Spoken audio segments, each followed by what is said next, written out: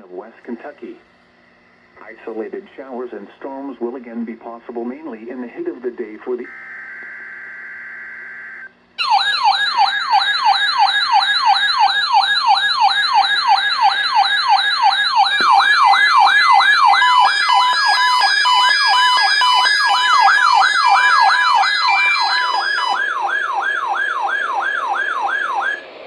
This is a test of NOAA radio's warning device.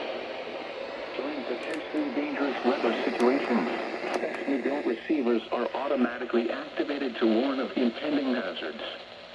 When there is a threat of or existing severe weather, the test is postponed until the first available good weather day.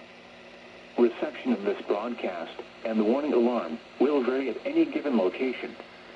This variability, normally more noticeable at greater distances from the transmitter, may occur even though you are using a good quality receiver in perfect working order.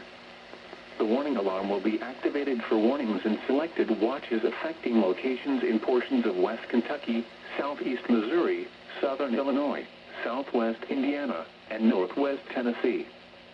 This concludes this test of NOAA Weather Radio's warning device. We now return to our regular programming.